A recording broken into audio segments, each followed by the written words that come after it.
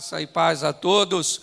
Para você que pode estar conosco, né, de forma presencial, e você também que está conosco de forma remota aí na internet, participando conosco, você também faz parte deste culto, deste momento.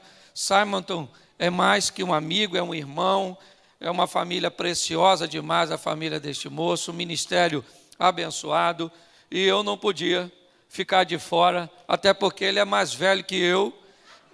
Ele não pediu para eu vir, ele mandou eu vir, certo? Pra você ter noção, eu perguntei à minha mulher se eu deveria vir, ela falou não, e eu vim assim mesmo. Já deu para sentir que, então eu fico muito feliz. Bom, gente, no meio de tudo isso que estamos vivendo, inevitavelmente, a igreja tem um dos papéis cada vez mais importantes, né? Primeiro, porque a cada dia que passa estamos mais próximos da volta do nosso Redentor, do nosso Salvador, certo? E cada vez que passa, a urgência se estende cada vez mais. Eu quero conversar um pouco com vocês da direção, eu quero pegar um pouquinho com vocês do início da Bíblia, para mostrar para vocês na mão de quem nós estamos e que tipo de informações o nosso Deus nos ofereceu para que nós pudéssemos permanecer de pé, enfrentarmos as adversidades, certo? Superarmos as crises. Eu acho que esse é um ambiente que todos nós precisamos viver no momento. E a igreja tem um papel crucial de animar você, de dizer para você, vamos embora, vamos para frente, certo? Mas eu quero compartilhar com vocês, né? Porque no princípio, né, ou seja, no Gênesis, nós vamos receber algumas direções de como nós devemos viver e como nós devemos nos comportar. Informações preciosíssimas, né? Nós temos aqui, se você tiver uma Bíblia aí, né, seria legal você abrir em Gênesis, capítulo 1, verso 1. Um texto provavelmente que você já sabe de cor. Gênesis 1,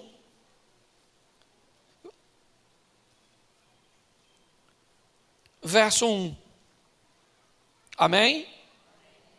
Diz assim: no princípio criou Deus os céus e a terra era sem forma e vazia, e havia trevas sobre a face do abismo.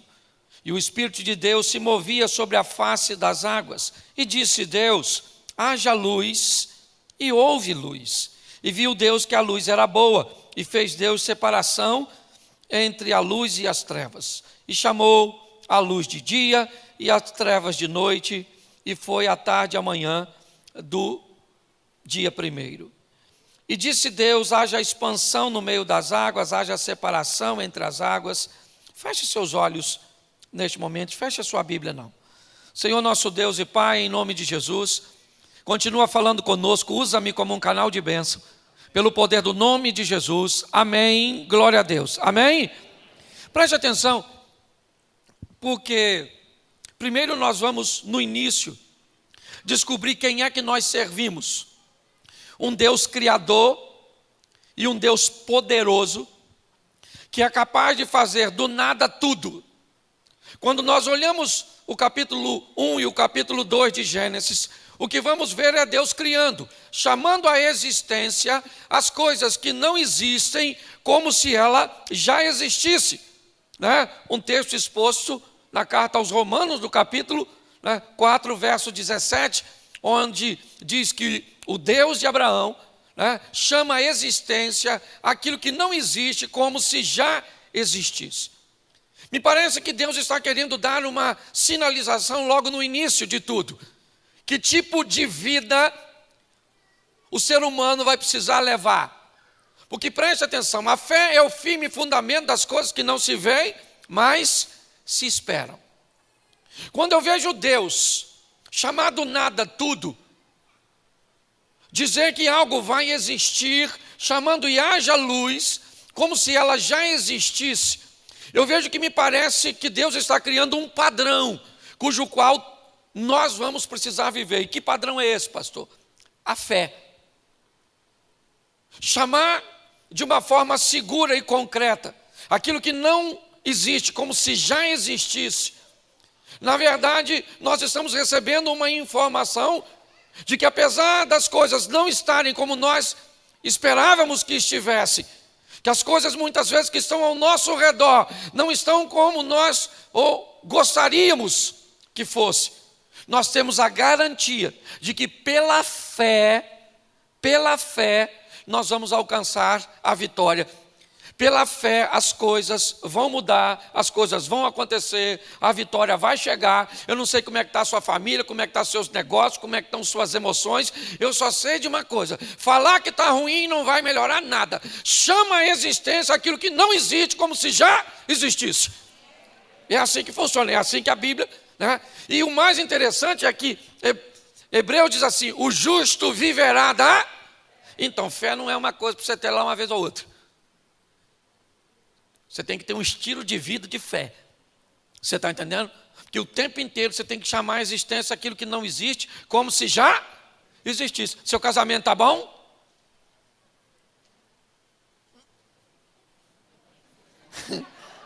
Estava falando de coisa tão boa. Eu vou começar a falar de casamento. Seu casamento, pastor, meu casamento está uma droga. Querido, desintoxica. Vai fazer um processo de desintoxicação. Não adianta você falar que está ruim. Pastor, estou sem dinheiro. Pastor, estou triste, estou cansado, estou desanimado. Melhora? Não. Então chama a existência. A felicidade vai chegar até mim. O meu casamento vai ser o melhor casamento. Certo? Meus filhos serão os melhores filhos. Meu negócio vai prosperar como nunca prosperou. Eu vou viver uma vida de fé como nunca vivi. Começa a chamar a existência. Chamar para a sua vida. Certo? Aquilo que, pastor, estou mentindo. Não, você está chamando a existência. Certo? Às vezes as coisas não estão muito boas, mas eu aprendi a não chutar contra o próprio gol. Sabe? Às vezes alguém fala: pastor, como é que está o seu casamento? Olha, tá bom, podia ser melhor, mas podia ser pior. Mas como eu não ando para trás, eu estou indo para frente. Rapaz, minha mulher está ficando cada vez mais bonita. Isso é fé. Eu estou ficando cada vez mais rico, eu estou ficando cada vez mais crente, eu estou ficando cada vez mais saudável, mais sábio. Você tem que falar palavras, chamando a existência aquilo que ainda não, mas é só uma questão de tempo até acontecer. Amém? É assim que funciona. O problema é que nós estamos debaixo de uma visão pessimista, né? E está todo mundo... Como é que está a situação? Vai piorar. Para tu. Aliás, eu sei que não vai melhorar para todo mundo, mas a Bíblia diz que o Isaac andava no deserto, plantava no deserto, e o negócio funcionava para o Isaac. O Deus de Isaac é o mesmo Deus nosso. Então, se na nossa vida o deserto vier, o deserto vai ter que nos fazer prosperar, nos fazer crescer, nos fazer vencer. Então só tem que saber quem é que eu sirvo. Um Deus que tira tudo do nada. Então se você não tem nada, é nesse ambiente que Deus gosta de trabalhar. E se tiver alguma coisa, aí Ele trabalha mais ainda. E se você desanimar, aí Ele não trabalha nada. Então você tem que ter ânimo. É o que a Bíblia está nos mostrando, a direção de um Deus que nos 2 primeiros capítulos mostra, né, o nosso estilo de vida e não um momento, mas uma trajetória de fé. Eu sou um cara hiper, ultra, mega desanimado. Você acha que eu sou assim? Claro que não. Para mim tudo está para cima. Minha mulher fala: Cláudio, você tem sangue de barata. Você não liga para nada, tu é gente boa. Eu falo: filha, na vida só tem 2 tipos de problema. E os 2 não adianta esquentar a cabeça. O primeiro é o que tem solução. Vou esquentar a cabeça para quê? Vai resolver. E o segundo, o que não tem solução. Vou esquentar a cabeça para quê? Não vai resolver. Fiquei doente. 2 coisas podem acontecer. Qual é? Uma, eu fico curado. Beleza. Outra, eu vou morrer. Beleza. Beijinho no ombro e vou embora encontrar com o meu Jesus. Mas sua mulher vai casar com outro, seu carro vai ficar tudo por aí. Dane-se. Certo? Um dia eu vou... Você tem que decidir se você é crente ou Highlander. Será que tem que cortar a sua cabeça para você morrer? Entende? Então nós precisamos entender que a nossa vida é uma vida de fé. 1000 cairão ao teu lado, 10.000 à tua direita, mas você não será atingido. Apenas com os teus olhos verás o livramento que Deus tem para você. Então não perca o ânimo, não. Ande mesmo. E o pior é que nesse ambiente os outros vão achar que você é doido. Hoje ela não pode rir, mas quando alguém fica com medo, não pode me ver, né? Mas quando alguém fica com medo perto de mim, eu começo a rir. E a máscara é maneira. Que você pode ser debochado, certo? Você pode rir dos outros. Nós estamos pregando e você pode estar fazendo um posicionamento negativo. A máscara é uma beleza, principalmente para quem tem olhos bonitos, que chegou a sua vez de brilhar. Então nós precisamos entender isso. Uma vida de fé, onde nós vamos acreditar que Deus está no controle de tudo e Ele se levantará em nosso favor. Posso ouvir um amém? Só que, se no capítulo 1 e 2 Deus se apresenta, no capítulo 3 nós vamos aprender uma coisa muito legal. E é muito importante nós conhecermos a Deus. A Bíblia diz: conhecer e prosseguir em conhecer ao Senhor. A vida do crente é de fé em fé e de glória em... Porque isso nos remete a um relacionamento crescente. A manifestação da glória de Deus amanhã será maior do que a de hoje na sua vida e na minha vida. A manifestação de fé que você vai esboçar amanhã é maior do que a de hoje, por causa da sua experiência com Deus. Amém? Isso. Então é maravilhoso nós olharmos os 2 primeiros capítulos da Bíblia e vermos a Bíblia nos apresentando o nosso Salvador, o nosso Criador, o Deus poderoso, o Deus da fé. Mas no capítulo 3, ele vai nos apresentar alguém também muito importante. Sabe quem? O nosso adversário. Porque tem gente que não se dá bem na vida e não vai, porque acredita muito em Deus, mas não acredita no Satanás. Pastor, não pode falar Satanás. Eu falo. Satanás, Satanás, Satanás. Não, você está chamando ele para perto de você. Falar o nome do diabo, não chama ele para perto de mim. Viver em desobediência a Deus é que traz o diabo para perto de mim. Você está entendendo? Então, nós precisamos entender uma coisa. Agora Deus vai nos mostrar o nosso adversário, o nosso inimigo. E saber como ele trabalha, como ele age, que armas ele vai usar contra mim e contra você, também é muito importante nessa guerra. Então, abra sua Bíblia aí. 1 Pedro capítulo 5, verso 8. Vou esperar você abrir para você ler e marcar, porque vale a pena você descobrir quem é o seu adversário. Você pensa que é sua sogra, sua esposa, seu patrão, o governo, a esquerda. Mas não é. Ainda que eles façam, às vezes, algum serviço de freelance. Por Satanás. Cuidado que você pode estar rindo de você mesmo. Agora ninguém riu. 1 Pedro 5,8, amém? Diz assim: sede sóbrio e vigiai, porque o diabo o vosso anda ao derré. Olha para mim aqui, porque isso é maravilhoso.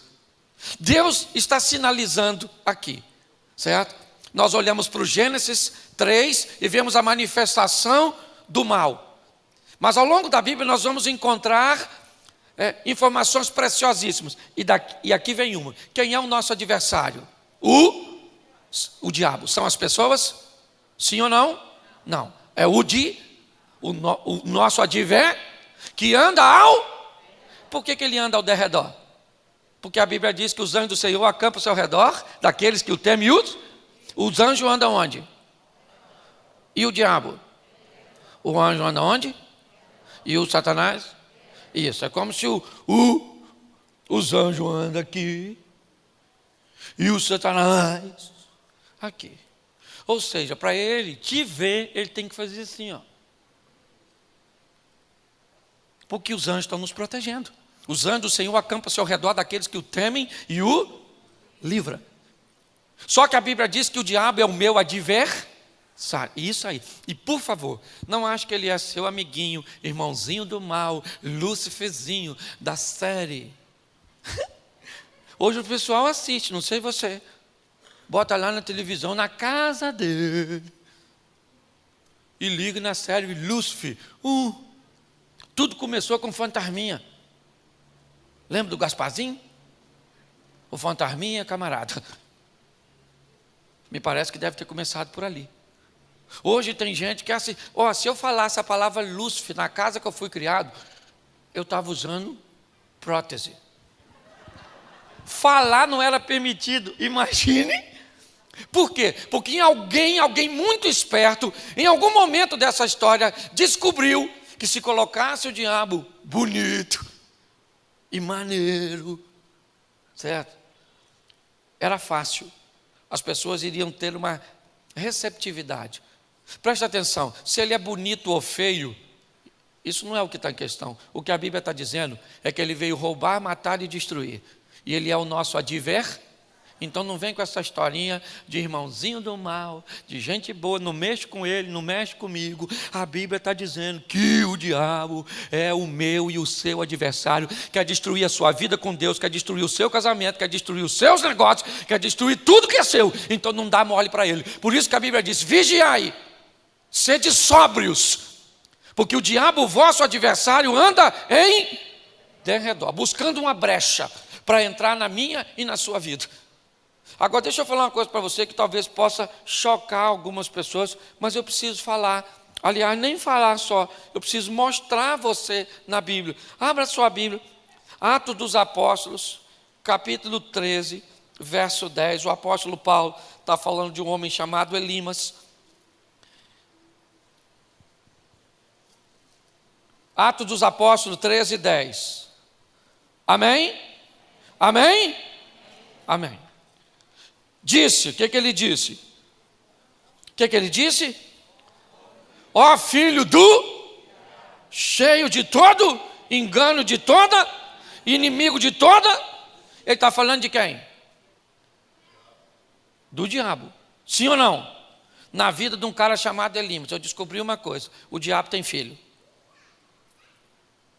E ele às vezes a gente vai falar alguma coisa, tem gente que se ofende, mas tem gente que é filho do diabo, sim ou não? Sim, quando replica o que ele faz, quando replica seus valores, suas ideologias, é assim que funciona. Nós vamos que entender que nem, olha só, todas as vezes que uma pessoa se aproxima de você, antes de se preocupar com quem ela é, descubra quem foi que enviou. Sua vida é preciosa demais para que você permita com que qualquer tipo de pessoas, certo, faça parte da sua intimidade. Um dos grandes benefícios de tudo aquilo que nós estamos vendo hoje também é um certo distanciamento, porque inevitavelmente nós não sentimos mais seguros perto de todas as pessoas. Isso nos arremeteu de volta para a nossa casa, para a nossa família. E é muito importante que nós venhamos entender que o diabo também tem filho. Ou seja, pessoas cujas quais ele pode usar quando quer, do jeito que quer, porque a sua prática de vida acaba definindo que tipo de paternidade ele tem. O próprio Jesus descreveu isso quando alguém estava dizendo que sua mãe e seus irmãos estavam à porta, e ele disse: quem são minha mãe, ou quem é minha mãe e meus irmãos, senão aqueles que fazem a vontade do meu Pai. Então nós definimos de quem somos filhos quando resolvemos que postura vamos tomar. É assim que funciona.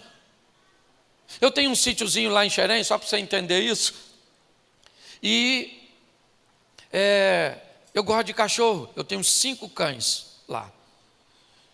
E eu procuro tratar dos cães da melhor maneira possível, mas eu estou praticamente encostado numa floresta. Então, inevitavelmente, eu não mantenho os cães presos o tempo todo. Volta e meio, eles acabam entrando onde não deve. Certo? Eu já cansei de avisar. Às vezes eu chego de manhã, converso com eles. Vocês têm ração, comida, tudo aqui, canil. Para que ir lá? Lá tem um filho do diabo, umas capivaras, uns cachorros do mato. Certo? Que vão atacar. Pois é, eu tenho um cachorro lá por nome Lourinho.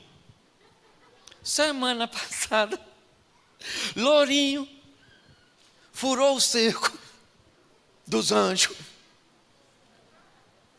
e escapou para viver em ambiente do derredor. Conclusão: Lourinho está com a ferida desse tamanho, Porque um bicho que eu não sei o que é, mas deve ser um filho do diabo, atacou Lourinho. Precisava ter atacado, sim ou não? Sim ou não? Se ele ficasse onde estava coberto, onde estava protegido, tinha acontecido? Mas ele resolveu ir lá fora. A Bíblia está nos dando um grande alerta aqui. Os anjos do Senhor acampam-se ao redor daqueles que o temem, mas ao derredor tem alguém que querendo matar, roubar e destruir. Quem é ele? O diabo, o nosso adversário, buscando uma ocasião. É isso. É isso que nós vemos. Então, eu preciso conhecer a Deus, sim, mais do que tudo nessa vida. Mas eu também preciso saber quem é o meu adversário e que armas. E agora a Bíblia vai nos mostrar isso de uma forma muito clara. Algumas coisas que quando observamos, nós vemos as armas que o inimigo usou ainda no Éden. E que continua usando ainda hoje. Para quê? Para tirar os filhos de Deus do caminho do Senhor. Para destruir, para trazer infelicidade, para trazer separação, discórdia. E tudo isso que nós estamos vendo. Então não se engane. E volto a expor aqui. Seja extremamente seletivo de quem você permite estar perto da sua casa, perto do seu casamento, perto do seu ministério, perto dos seus negócios. Porque o diabo não está brincando de ser diabo. Ele tem agido de uma forma muito intensa para destruir as vidas e as pessoas. Mas é importante nós darmos uma olhada em algumas coisas que ele pode se aproveitar e nos distanciar de Deus. Abra sua Bíblia, por favor. Gênesis capítulo 3, verso 6. E preste atenção numa arma muito usada ao longo de toda a história, certo? Inclusive hoje, contra mim, contra você, contra os nossos filhos, contra o nosso cônjuge, contra todos. Gênesis 3, 6. Diz assim: e viu a mulher que aquela árvore era boa para se comer e agradável aos olhos, e árvore desejável para dar entendimento. Tomou do seu fruto, comeu e deu também ao seu marido, e ele comeu com ela. Preste atenção, porque aqui nós temos uma das armas mais poderosas que o diabo vai usar contra você: o desejo proibido. A doçura em lugares que não é para nós. Sabe aquele mel na ossada do leão que Sansão se deparou? É uma coisa doce, mas num lugar proibido. Se aproveitar, e preste atenção, no que diz respeito à tentação, o serviço do diabo é personalizado. Ele traça o seu perfil, sabe aquilo que hoje as redes sociais te oferecem, o horário de postar, o público-alvo, o que eles mais gostam. Sabe aquela coisa que define que se você fizer naquele horário, causa mais impacto, mais efeito. É isso que o diabo vem fazendo ao longo, de todo o tempo com a humanidade, traçando o perfil de cada um. E o que é que ele precisa usar contra você para te destruir? Não é a mesma coisa que vai usar contra o seu marido, contra o seu filho, porque às vezes temos filhos criados no mesmo ambiente e que tomam caminho tão diferentes. Às vezes nós ficamos confusos e muitas vezes até no sentido culpados, porque um filho deu certo ou 3 deu certo e um deu errado. Se eu criei os 3 no mesmo modelo, porque com certeza as armas que o diabo usou foram armas diferentes. E às vezes entrou em determinados lugares onde você não estava preparado, até porque inevitavelmente a atualização do smartphone tem que ser da nossa mente, transformáveis pela renovação da vossa mente, para que você descubra qual é a boa, perfeita e agradável. As armas do diabo vai mudando suas artimanhas, seus artifícios. É assim. Se nós não entendermos isso, nós vamos nos dar muito mal. O que Eva nutre? O desejo pelo proibido. Ela sabe que aquela árvore não deve mexer? Sim. Mas o que aquela árvore leva para Eva? Uma atração. Aquilo a atrai. O cheiro. A cor do fruto. Sabe? Imagine. O que nós estamos falando aqui é de algo proibido. Esqueça a tal da árvore, esqueça a tal da maçã, aquela historinha, esqueça. Pegue apenas a mensagem, qual é a árvore que o inimigo está tentando usar contra você para afastar você da obediência do seu Deus.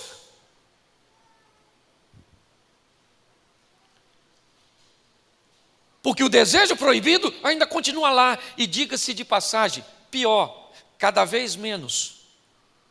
Menos. Sabe? Nós temos alguém para cujo qual nós podemos abrir o nosso coração para falar de nossas tentações, de nossos desejos. Ninguém vai me convencer de que Eva olhou pelo fruto, ou para o fruto, ou para a situação, como queiram, pela primeira vez foi lá e fez. Não. Ela olhou, sabia que era proibido, se sentiu desconfortável provavelmente com a situação, mas guardou para si. Passou em outra situação, olhou para aquele ambiente, sabia que ele era proibido, desejou o proibido, mas guardou para si. E todas as vezes que ela não tem com quem compartilhar, preste atenção, aqui nós estamos olhando para um ambiente, né? Queira colocar como for, mas que Adão não tinha outra pessoa para dar atenção, era só Eva chamá-lo e falar assim: meu amor, querido, Adão, chega aí, filho. Estou passando perto daquela árvore, Adão, que vontade de comer. Viu aquele fruto madurinho, Adão? Aquilo deve ser bom. Ela poderia ter falado sim ou não? Sim ou não? Mas por que não falou? Porque normalmente nós ficamos muito envergonhados por nossos segredos e desejos obscuros. É ou não é? Presta atenção, homem. Tem homem aí? Levanta a mão. Só os caras que têm certeza. Isso. Presta atenção, você é casado e lá no seu trabalho tem uma mulher daquela mulher maneira, aquela mulher, aquela cavala, uma dona extraordinária, sabe? E ela começa a olhar para tu, piscar assim, colocar um papel assim na mesa. Fala sério. Se uma mulher maneira der mole para tu, isso levanta sua autoestima? Não fala nada, que sua mulher está aí. Eu não vim aqui arrumar confusão. Claro que levanta! Aquele mulherão cheirosa, bonita. Sua mulher parece até que perdeu a visão. Nem você ela vê mais. Agora, qual de vocês chegaria em casa, chamaria sua esposa e falaria: amor, chega aí. Cara, pensa assim numa mulher maneira. Lá no trabalho, tá olhando para mim, filha. Eu sou casado, eu te amo. Mas eu estou gostando. Entendeu? Qual dos homens chegaria em casa? Pode levantar a mão. Se você acha que vai continuar vivo. Chamaria sua mulher e falaria: nenhum. Por quê? Porque a mulher vai falar: cachorro, você está dando trela para aquela sirigaita, eu já estou desconfiado de você. Então você não fala. Vai falar sim ou não? Claro que não falo. E a senhora não ri também não. Porque a senhora também olha, que a mulher é dissimulada, olha sem nós notar. Eu já falei isso aqui. Passa uma mulher bonita, o homem olha assim, ó.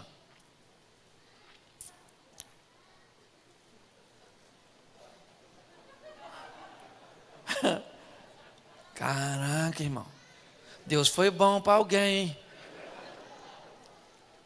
Tem mulher que até belisca o marido porque esquece que está do lado da esposa. Você pode vir com a sua esposa, vem um homem bonito de lá, ela está de mão dada com você, ela vai olhar para ele, vai comparar ele com você, vai reprovar você, e você vai nem notar. Dificilmente você vai ver um homem passar e uma mulher fazer assim, ó. Porque ela já viu tudo aqui. Você está rindo? Mas o assunto é muito sério. Então, desejo, certo? Proibido, todo mundo tem. Todo mundo tem. Levanta a mão quem não tem. Agora eu vou fazer uma pesquisa de campo. Quem não tem, fora as crianças, que não sabem o que eu estou falando, tem assim uns desejos obscuros, uns troços que você fica assim: pastor, Vai que Deus revela, vai dar uma confusão aqui nesse culto da manhã. Todo mundo tem, meu irmão. Não vem com essa conversinha não. Está brotando asinha aí nas suas costas. O segredo não é o que você sente, sim o que você faz com aquilo que sente. Aprenda a controlar suas emoções. Saber que o proibido não é lugar para você. E pior, são aqueles que vão para o proibido e depois ainda não se arrependem. Não. Você quer ver? Um camarada do proibido, o Davi, olhou para Batseba tomando banho. Caraca, mano. Mandou um. Vai lá e vê quem ela é. É casada. Casada, irmão. Casada, adultério, né? O Moisés escreveu: não adulterarás. Mas se ela tiver viúva, só que eu vou pegar primeiro e matar o marido depois. Era proibido, sim ou não? Sim ou não? Sim. Porque qualquer um, até quem tem um coração segundo o Senhor, tem que enfrentar suas mazelas. E o diabo vai. O que é o seu proibido, pastor? É uma pornografia. Pastor, não é não. É a fofoca, pastor. Vida alheia. Eu nasci para ser repórter. Como não caminhei por ramo, presto o serviço social. Exposição da vida alheia. Sim. Dá uma olhada. Qual é o seu proibido? Descubra o que é a sua arvorezinha. Porque todo mundo tem. A arvorezinha da Eva e do Adão. Não fica me olhando com essa cara de dissimulado, não. Que eu sei que você tem. E se olhar para mim com cara que não tem, eu vou pedir a Deus agora para me dizer o que é. E eu vou falar para você. Certo? Então entenda bem, desejo pelo proibido. O Acã teve desejo pelo proibido, o Davi teve desejo pelo proibido. Então, você acha que o José não estava afim da mulher do Potifar? Olha só, quando a mulher do Potifar dava mole para o José, sabe o que o José falou? Ó, dona, a senhora é uma mocreia, não gostei da senhora. Ainda, não, ele falou, falar uma coisa para a senhora é maneira, mas o patrão disse que eu não posso mexer. Olha só, o que ele está dizendo é, se o patrão deixasse, o que indica que havia algum tipo mas porque era proibido, precisava ser reprimido, e Deus vai te dar força para vencer o proibido, para andar numa vida de santidade, porque é na santidade que Ele vai cumprir tudo aquilo que disse na sua e na minha vida. Pastor, não dá para ser santo. Ser santo não dá, mas dá para entrar no processo de santificação, onde nós vamos melhorando a cada dia. Entendeu? Nós só vamos ser santos quando recebemos um outro corpo, um outro nome. Mas até lá a gente controla. Então cuidado com o seu proibido. Descubra qual é a árvore que o inimigo vai usar para atrair você primeiro para perto, depois com nível de atenção, até então você fazer uma abordagem e cair num ambiente de desobediência. Então Deus está dizendo, vocês vão viver pela fé, aquilo que ainda não existe ou está diante dos seus olhos, mas está no seu coração e você vai falar a respeito disso. Mas descubra, certo, que esse é o padrão de vida. O justo viverá da fé. Mas há um contraponto nisso. Um adversário que vai lutar para que isso não aconteça e você não vença. E o que ele vai usar? Seus filhos, como eu mostrei a você. O que ele vai mostrar? Que por mais bonito que ele se apresente, seu propósito é roubar, matar e destruir. E a primeira arma que ele vai atrair, fazer para nos atrair é o desejo proibido. É aquilo que é bom, mas não é para nós. Está no local, certo? Proibido, como Sansão caiu naquele mel, naquela doçura, certo? No meio de uma ossada. Segundo, aí se você está com sua Bíblia aberta, é só mudar um versículo, Gênesis 3, 7. Então foram abertos os olhos de ambos e conheceram que estavam nus, e cozeram folhas de figueira e fizeram para si aventais. Olha para mim agora, porque um dos segundos artifícios do inimigo é fazer com que você busque em você mesmo a solução para aquilo que você está enfrentando. O texto está dizendo que após eles terem desobedecido, após eles terem, se apropriado daquilo que não devia, ter cedido o apelo do proibido, eles agora têm um nível de sentimento, e eles querem resolver isso. Muitas coisas que nós fazemos de errado, nós podemos corrigir. Nós gastamos mais do que ganhamos. Basta fechar a porta, dos gastos durante um período e traçar um plano econômico que já já nós vamos sair da dívida. Nós criamos um ambiente conjugal extremamente ruim, tóxico, desagradável. Então eu posso corrigir a minha postura com carinho, com amor, com respeito, com um pedido de perdão seguido de reposicionamento, e eu então posso consertar meu casamento. Tem coisas que eu posso corrigir por mim mesmo, mas o que a Bíblia está dizendo é que apesar disso ser possível em muitas áreas, tem uma que nós não vamos conseguir corrigir: o pecado. Nós não temos como cozer ou criar um ambiente, criando, por exemplo, o que muitos acham que funciona, que é uma lei de compensação. Eu fiz isso aqui de errado, mas eu dou 50 cestas básicas para uma casa, um abrigo. Eu cometi esse erro, mas eu vou compensar aqui com um serviço na igreja, com uma atividade. Não, querido, quando o assunto é pecado, nós não conseguimos resolver este problema e precisamos de alguém para resolver, e esse alguém é Jesus. Só Ele pode pagar o preço para resgatar a minha e a sua vida. O inimigo vai convencer muitas pessoas: não, eu não vou entregar o dízimo na igreja, porque eu não concordo. Eu vou pegar e dividir meu dízimo com algumas instituições filantrópicas que cuidam de pessoas. É assim?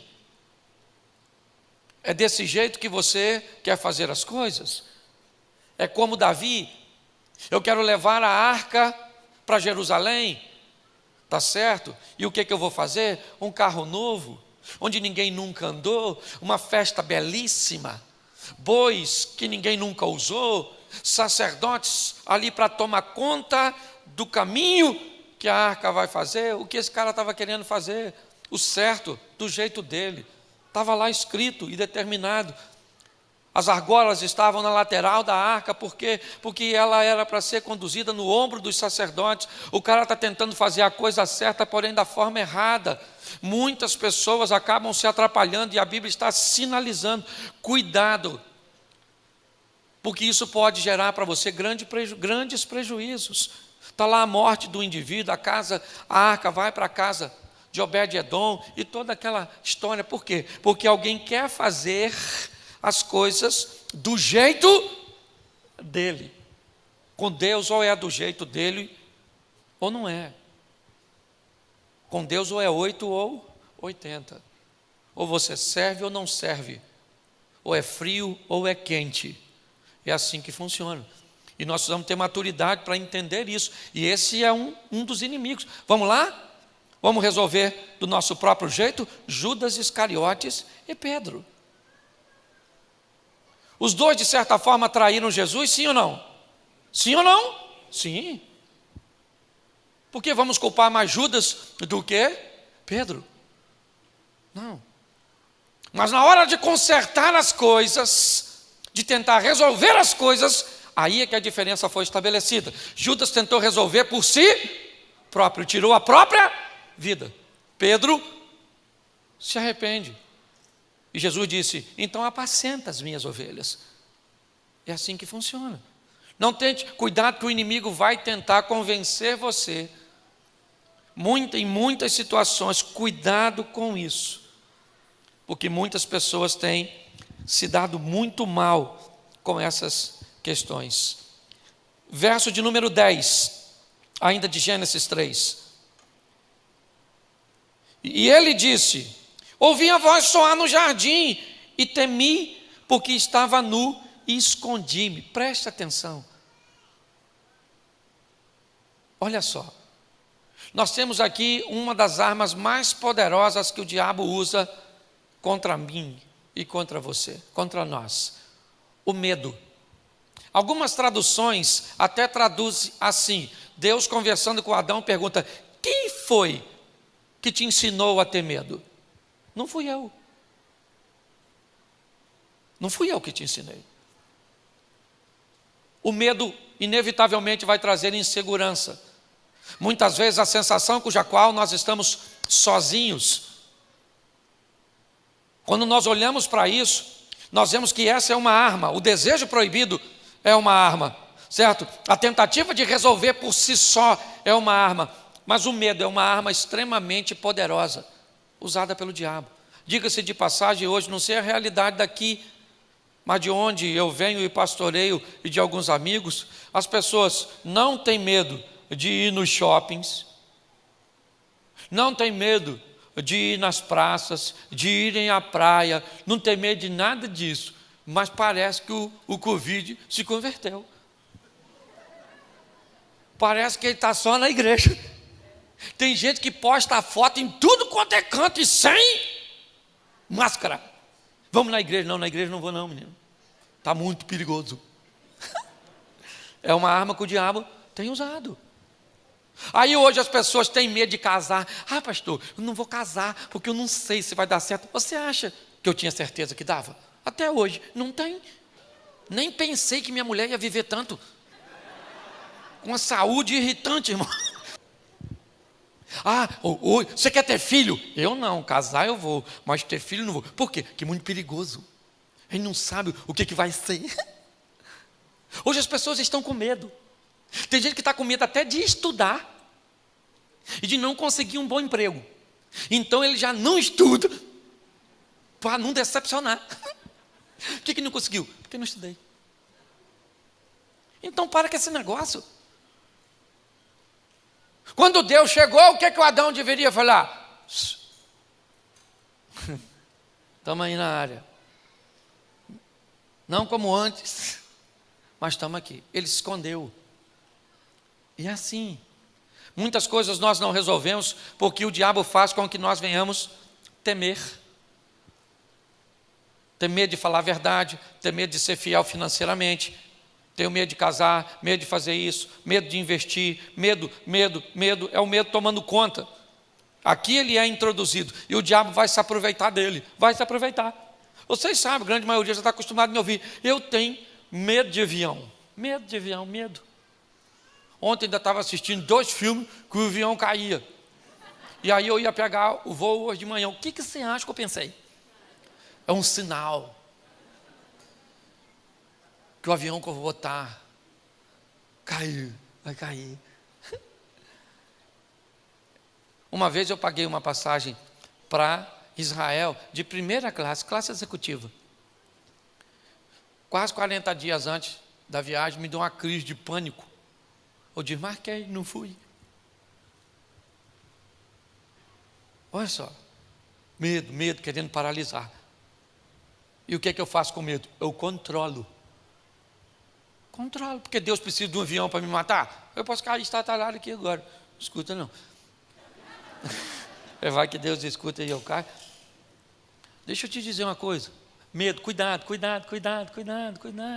Quem é solteiro aqui? Levanta a mão, os solteiros. Pode levantar que eu não faço brincadeirinha não. É porque tem gente que não levanta porque eu digo, nossa, fica em pé agora que alguém vai te ver. Eu quero que você se esconda para ninguém te ver. Solteiro, não tenha medo de casar. Casado, não tenha medo de ter filho. Não tenha muito também não. Entendeu? Que esse negócio de crescer e multiplicar, vai devagar nesse negócio. Porque tem gente que vai assim, ó. Certo? Tem menina que engravida à toa. Então vai devagar. Mas não tenha medo não. Não tenha medo de estudar, não tenha medo de ser fiel, não tenha medo de arriscar. A vida é perigosa, gente. Perigosa! Entende? E isso é que é maneiro. Indiana Jones. Sim ou não? Sim, gente. Eu brinco sempre com isso. Tem gente que entra no meu gabinete para contar a sua história. Parece uma saga. Está contando.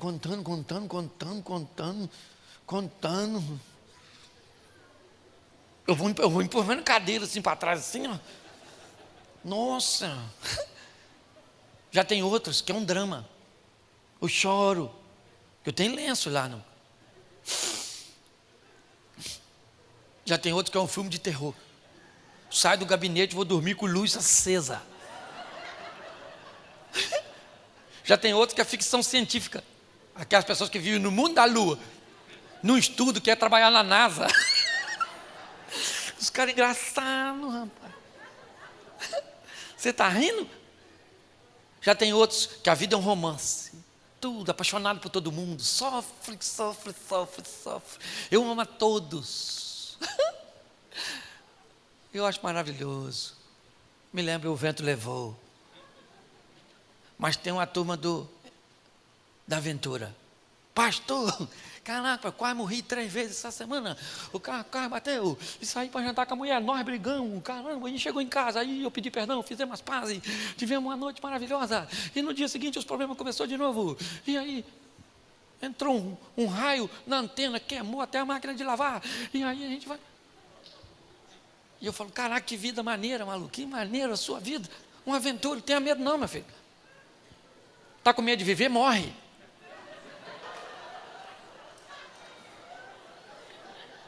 Para com esse negócio de medo. O nosso Deus é Deus de poder, amém? É isso aí, então para com essa palhaçada. Deixa eu adiantar aqui, que senão eu falo demais. Oh, meu Deus. Presta atenção nesse versículo que eu vou te dar agora.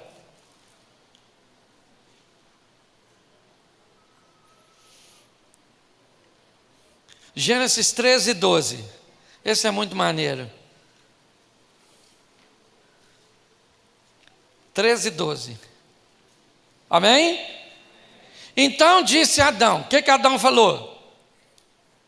A mulher que o Senhor me deste por Gênesis 3. Aí eu falei o quê? Ah, desculpa. Gênesis 3. Verso 12. Então, disse, o que ele falou? Só até aí. O que o homem falou? Fala de novo.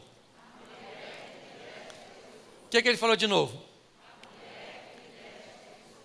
Deus chegou e falou assim, Adão, irmão, vem aqui para a resenha. Falou uma coisa para tu, irmão.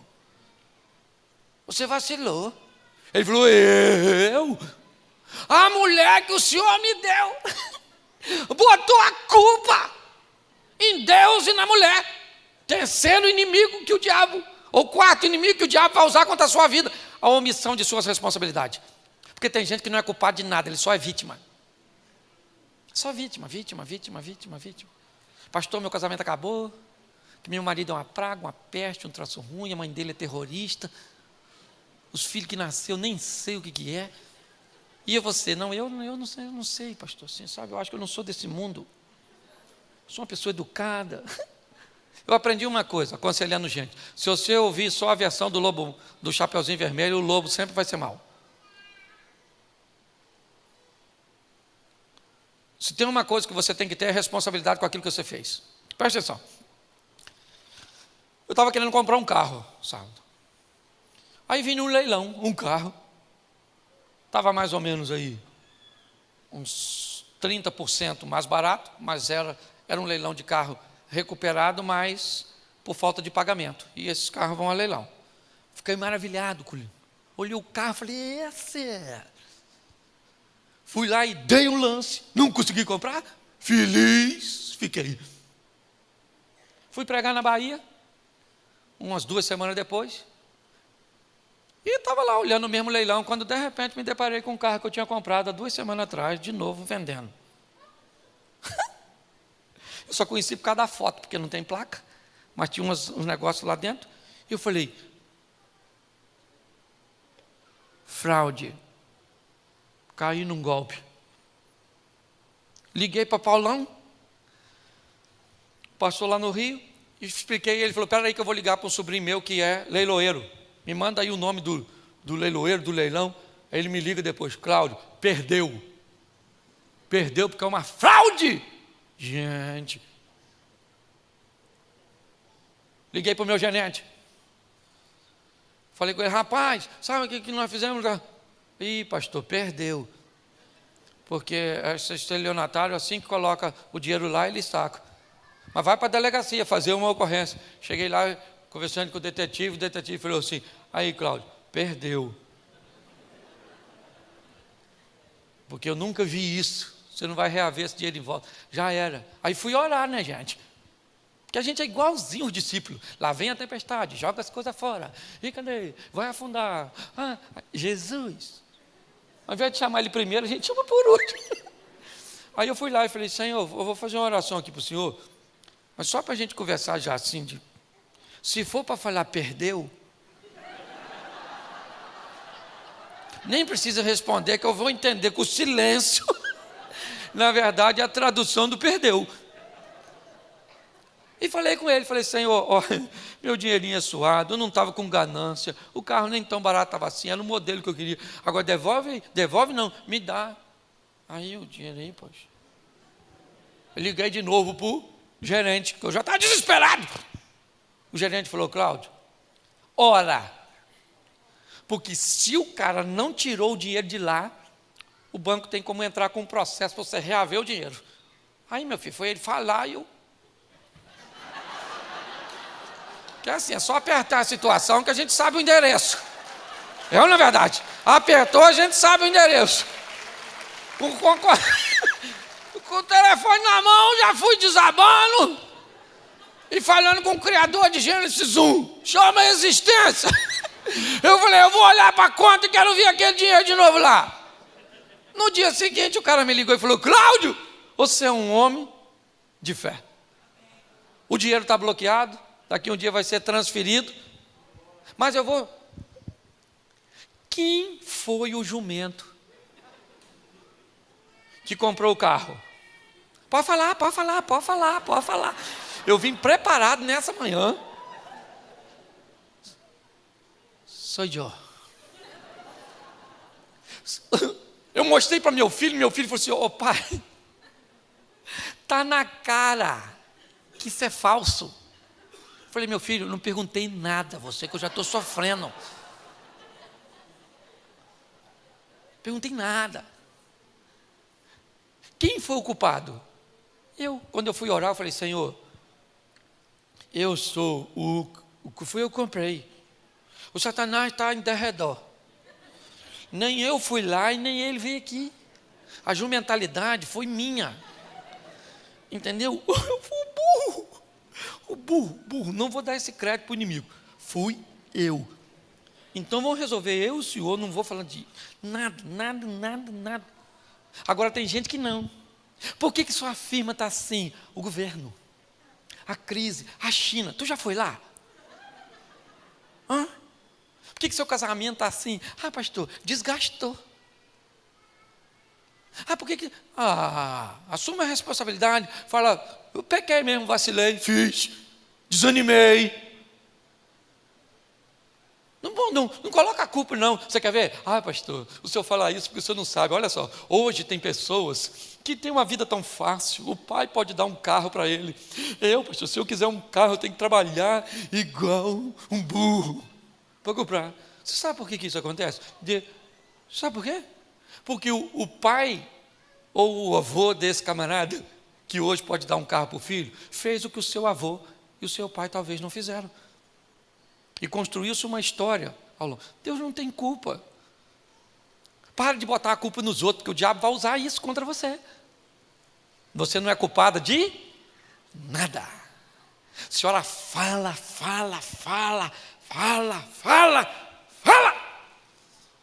O marido quer largar a senhora, o diabo está furioso. A senhora não cuida dessa carcaça da senhora, parece um bicho. O marido não procura a senhora, também a senhora não se perde. Escute só. Entendeu? Você queria que sua mulher fosse uma princesa, e tu lá é príncipe? Não é? Então, nossas responsabilidades, não se omita delas. O diabo vai usar isso contra você. E a última que eu quero usar para sinalizar aqui para vocês, já no capítulo 4, a inveja. A régua dos outros para medir você. Vou contar as coisas que eu conto aqui, sim, que fica só entre eu e vocês. Menino, esses dias estou eu, na internet, tanta coisa para olhar, sabe o que eu estava olhando? Os seguidores dos outros. Quantos tinha? Qual eram as visualizações na foto dos outros, para comparar com a minha. E os comentários, menino, falei, nossa, tem gente com mais, meu Deus, não use a régua dos outros, o diabo vai fazer isso, fazer você ficar olhando para a vida dos outros, para medir pela régua dos outros a sua. Sempre vai ter gente com mais dinheiro que tu, com a vida melhor que a tua, e louvado seja Deus, porque isso te inspira a melhorar. Mas sempre vai ter gente com a vida pior que a sua, que te ensina que você está indo no caminho certo e você tem que melhorar. E sabe o que me deixa mais triste? Porque olha só, o Caim levou a oferta, o texto até diz, depois você lê que eu não sou obrigado a ler tudo, eu estou quase acabando. O Caim chegou lá e botou a ofertinha dele, sim ou não? Aí o Abel, porque o Caim era mais velho, aí o Abel foi lá e botou a ofertinha dele, ficou esperando para ver qual das duas, e provavelmente, né, a aceitação vinha com fogo. De repente os dois estão olhando, e a oferta de quem pegou fogo? De quem? A do Abel, começou a pegar fogo. Quem foi que tacou fogo naquele negócio? Quem foi que tacou fogo? Quem foi que tacou fogo? Então o Caim tinha que resolver o problema com quem? Aí ficou com raiva do Abel. Enquanto nós ficamos olhando para a vida dos outros, poderíamos canalizar tal atenção e esforços para fazer as coisas acontecerem na nossa. Entendeu? O diabo usa tudo isso. Ele usa contra mim e contra você o desejo proibido, a tentativa de resolver aquilo que nós não temos condições de resolver, o medo que nos impede de tomar decisões assertivas, certo? A omissão de responsabilidade e a inveja. São sinais que a Bíblia já está me mostrando lá no Éden, usado ao longo da história, com todos, inclusive contra mim e contra você. Então o que eu preciso saber, em primeiro lugar, o que é? Onde estão meus desejos? E principalmente aqueles que estão em lugares que eu não devo, né, permitir que ele esteja.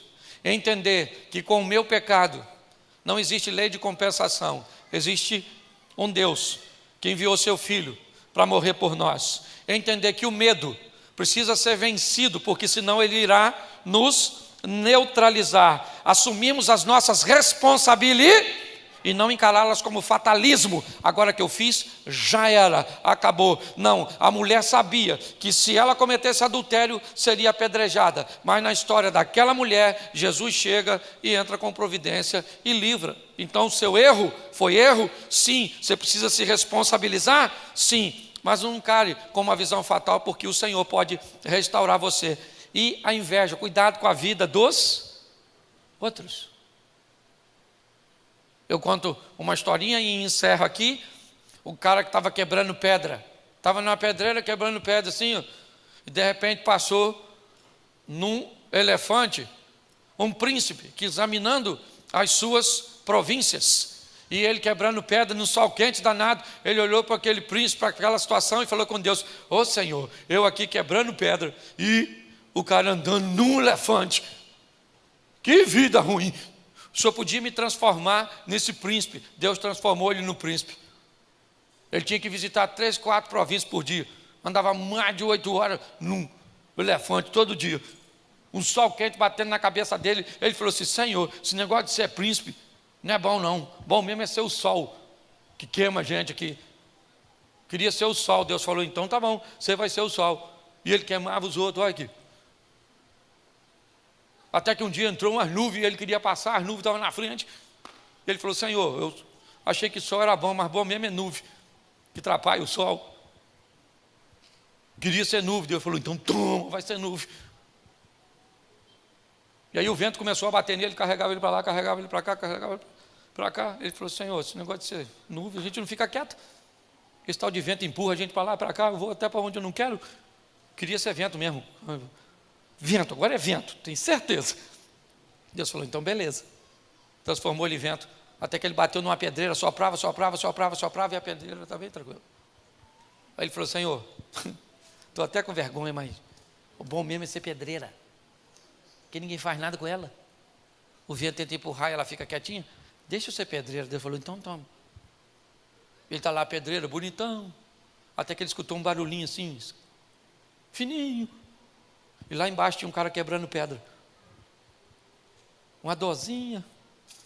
Ele falou: Senhor,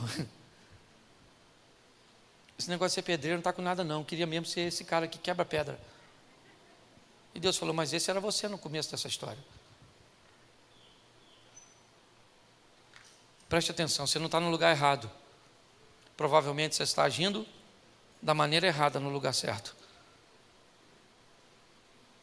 Esse é o grande desafio de todos nós. Quando nós olhamos para isso, o que vemos? Um Deus que lá no Apocalipse nos promete algo que acabou de fazer com Adão. Porque ele expulsa Adão do paraíso, coloca uma espada para que ele não coma mais da árvore da vida. Mas lá no Apocalipse, na carta à igreja de Éfeso, ele diz: ao que vencer, dar-lhe-ei de comer da árvore da vida que está no meio do paraíso de Deus. Nós servimos um Deus que, além de ser o Todo-Poderoso, é misericordioso e bom, que nós precisamos como igreja. E é por isso que nós vamos passar e a igreja vai ficar. Por quê? Porque ela trabalha com fé, com a palavra de Deus, acreditando que o melhor da igreja ainda está por vir. Esse é o melhor ano da nossa vida, do nosso negócio, do nosso casamento, da nossa casa, dos nossos filhos. E eu queria que você ficasse de pé nesse momento, desse um sorriso para quem está do seu lado. Ri para ele aí, pois. Isto. Feche seus olhos. Feche seus olhos.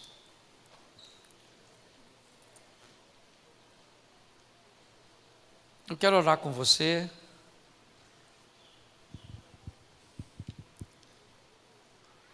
Senhor nosso Deus e Pai,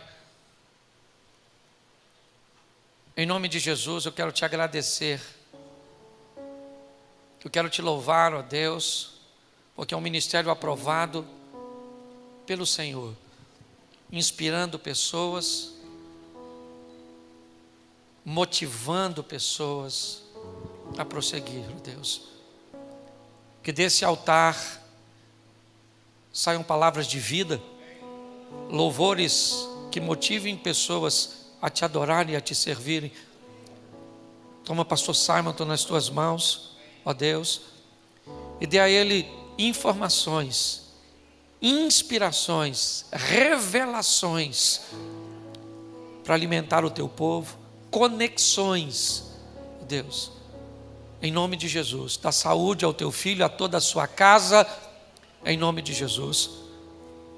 Mas que essa palavra, ó Deus, no início do ano, que venha nos motivar a entender que nós só vamos conseguir se vivermos da fé, se reconhecermos que temos um adversário e ele é um opositor à altura, se entendermos que ele pode e vai utilizar os nossos desejos proibidos, as nossas tentativas de resolver por nós mesmos, o medo. Em nome de Jesus, ó Pai, que nós não venhamos nos omitir, que nós não venhamos a nos medir, usar uma ferição, ó Deus, na medida dos outros, e que essa palavra não se perca em nosso coração. Que saibamos que quanto mais próximos estivermos de Ti numa vida de fé, muito mais do que vivê-la, nós iremos inspirar outras pessoas. Em nome de Jesus, muito obrigado por tudo, Senhor. Continua agindo e trabalhando, em um nome de Jesus. Você pode dizer amém? Amém. Que Deus abençoe.